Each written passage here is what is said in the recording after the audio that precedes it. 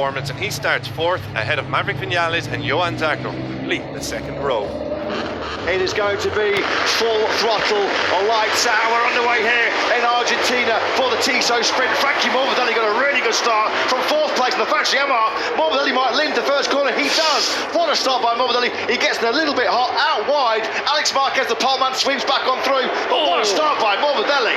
Yeah, the two Mooney VR46 Ducatis are right up there. Marini has joined Bezzecchi. Bagnaya's not had a good start. Nor has Vinales. He's on the outside. He's down at least 2 places. And is that Binder or Miller? I think it might be Binder. He's made an absolute rocket off the line, as he always so often does. We're looking back now, Nakagami. There's Johan Zarco as well, as going to try and use some Ducati power down this long back straight. But Frankie Morbidelli absolutely nailed the lines. Perfect judgment by him. He's not going to get through on the Ducatis, is he, in the braking zone into turn number 5. It's Alex Marquez that has the advantage. Bezzecchi on the inside trying to get through on Marini, and it looks like he might just be able to pick up his team. Oh, they touch! They run! Marco Bezzecchi front of his bike on the rear of Luca Marini. I don't know if he might have lost some aero there, Marco Bezzecchi.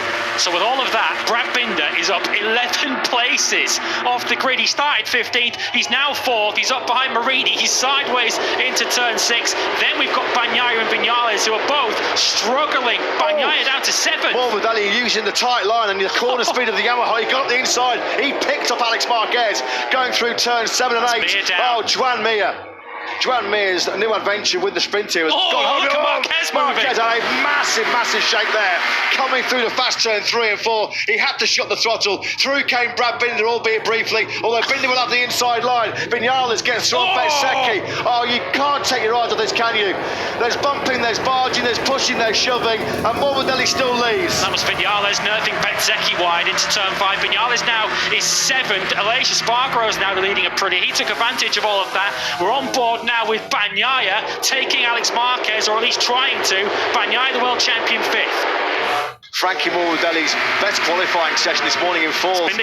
Here comes Binder using some KTM power. Morbidelli's just too sharp on the brakes into that tight first gear. Turn number 5, he just about pulls it up to the apex. Does the Italian. Former Moto2 world champion Ed Binder showing his class here, isn't he, Frankie Morbidelli? He's been down in the doldrums for so long. The last 18 months have just been forgettable, haven't they, for Frankie Morbidelli? Where has this come from? From Morbidelli. This is astonishing.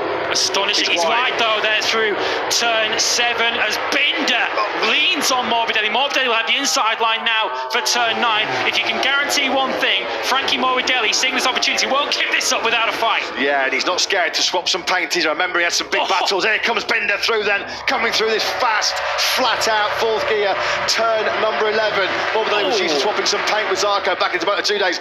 Binder then, as we're about to complete lap number 3 here in Termas, has been nothing short of sensational. He started this sprint down in 15th place. At the end of lap 3, he leads. Absolutely amazing. We're right aboard with Vinales. That's his teammate up ahead of him. Joan Mir on his way to the medical centre. We'll update you on his condition as and when we get news. But frustration continues for the Aprilias. Oh, that was Bezzecchi. He almost took the front there, didn't he? I just wonder with a bit of extra maybe slipstream coming into turn number 5, he just got sucked in there.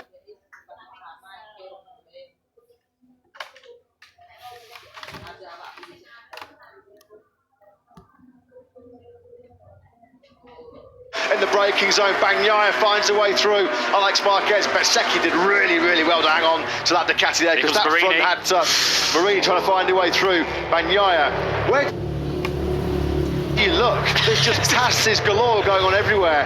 If you're a bit sceptical about the sprint coming into 2023, we hope in the first 17 laps in Portugal here in Termas, we have converted you. Bagnaia now back on the inside of Alex Marquez, going into turn number 9, and all of a sudden, Brad Binder just starting to make what looks like a bit of a break, a small break albeit, at the front of this sprint. Incredible action here in MotoGP, just what we thought the sprint would deliver, and it has delivered, and some. Here comes Bezzecchi trying to regroup after his mistake into turn 5.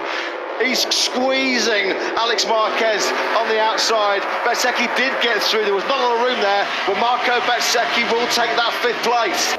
Bezzecchi fires up the inside of Bagnaia again into turn number 5, and he's found a way back on through. Don't discount Bezzecchi for a podium here in the sprint. 4 laps to go. Marco Bezzecchi there on the 72 bike just set the fastest lap of this sprint, a 38.973. Alex Marquez once again charging past Bagnaia. Bagnaia picks him back off through turn 1. As I said earlier on, Bagnaia will just be desperate to come out of this with some points and go into the main race tomorrow to try and take advantage in that. Here is Marini then, he finally gets through. He's been waiting and waiting and waiting, but he runs it a little bit hot. The Yamaha on Morbidelli is able to cut it a little bit tighter coming through turn number 7 and 8. Marini again, they start the climb up through turn number 9. He's picked the inside line and Marini does make it back through. Marini knows he can't wait any longer. That's a question for one of the factory players, Aleix Espargaro's gone down on the approach into turn number 9. It was a dream and fairy tale here for Aprilia and Aleix Espargaro in the Grand Prix 1 year ago, but it's a nightmare in the sprint.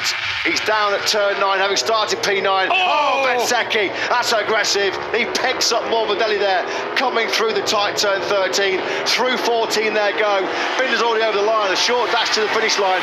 3 to go here in the Tissot sprint in Argentina. And Brad Binder leads it by just over 0.8 of a second.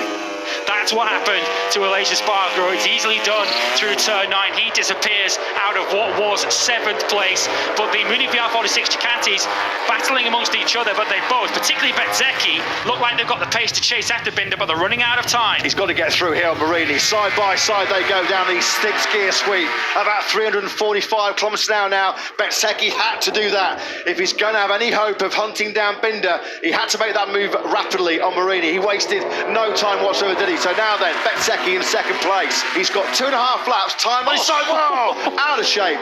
That Ducati was bucking left, it bucked right, and somehow Marco Bezzecchi was still able to make the braking marker, still make the apex and continue this pursuit of Binder. Bezzecchi's so good, isn't he? Through turn 3 and 4, he gets that Michelin rear tyre hooked up and he's now going to just hit the turbo button on that Ducati GP22. He comes alongside Binder in the braking zone, not quite close enough. Binder stands firm.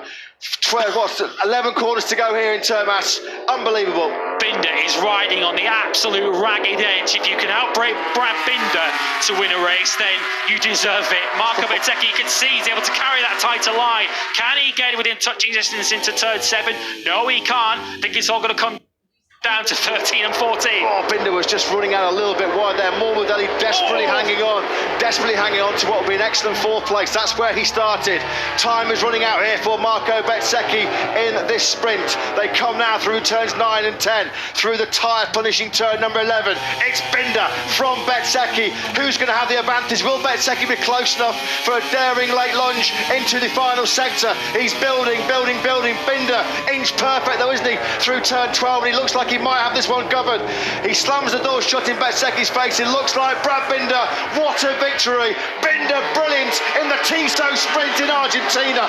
What a victory. He started from the back of the 5th row in 15th place. Absolutely.